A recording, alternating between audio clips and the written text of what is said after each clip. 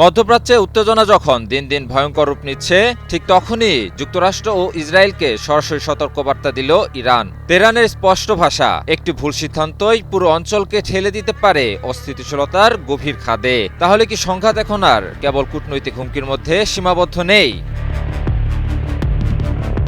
ইরানের সেনাপ্রধান আমির হাতামি জানিয়েছেন, উপসাগরীয় অঞ্চলে যুক্তরাষ্ট্রের বিমানবাহী রণতরী মোতায়েনের পর ইরানের সশস্ত্র বাহিনী এখন সর্বোচ্চ সতর্ক অবস্থায় রয়েছে।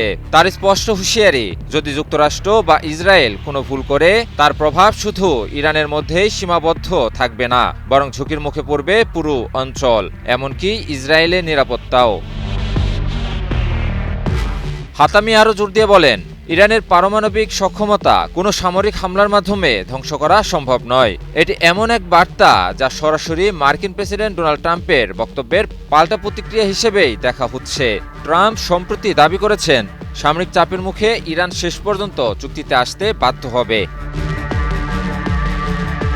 কিন্তু তেহরানের অবস্থান ভিন্ন। ইরানের পক্ষ থেকে পরিষ্কারভাবে জানানো হয়েছে, তারা আলোচনার বিপক্ষে নয়, তবে সেই আলোচনা হতে হবে ন্যায্য ও চাপমুক্ত। ক্ষেপণাস্ত্র কর্মসূচি কিংবা প্রতিরক্ষা সক্ষমতা নিয়ে কোনো আপোষের প্রশ্নই ওঠে না। এই উত্তেজনার মধ্যেই যুক্তরাষ্ট্র মধ্যপ্রাচ্যে পাঠিয়েছে ইউএসএস আব্রাহাম লিঙ্কন বিমানবাহী রণতরীর নেতৃত্বে একটি নৌ স্ট্রাইক গ্রুপ। এর ফলে ইরান ও যুক্তরাষ্ট্রের মধ্যে সরাসরি সামরিক সংঘর্ষের আশঙ্কা আরও ঘনীভূত হয়েছে। ইরান আগে সতর্ক করেছে, হামলা হলে তারা পাল্টা আঘাত হানবে মার্কিন ঘাঁটি, নৌজাহাজ এবং আঞ্চলিক মিত্রদের উপর, বিশেষ করে ইসরায়েলের বিরুদ্ধে। পরিস্থিতিকে আরও জটিল করে তুলেছে যুক্তরাষ্ট্রের নতুন অস্ত্র বিক্রির সিদ্ধান্ত।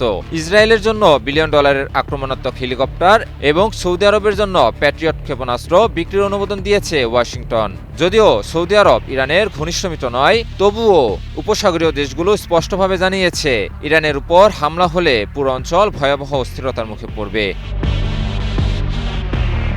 এরই মধ্যে ইরানের বিভিন্ন অঞ্চলে ঘটে যাওয়া রহস্যজনক বিস্ফোরণ পরিস্থিতিকে আরও উত্তপ্ত করে তুলেছে।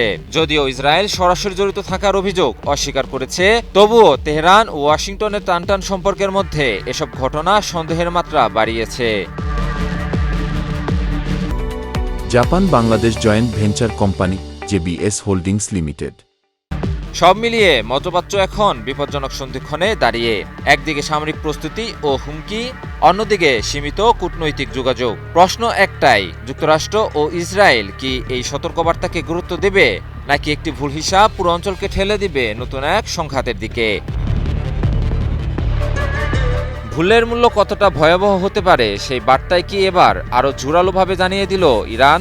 সময়ই বলে দেবে শক্তির এই লড়াই শেষ পর্যন্ত যুদ্ধের দিকে যায় নাকি থামে শেষ মুহূর্তের কূটনীতিতে। ইমন আলী, নিউজ 24।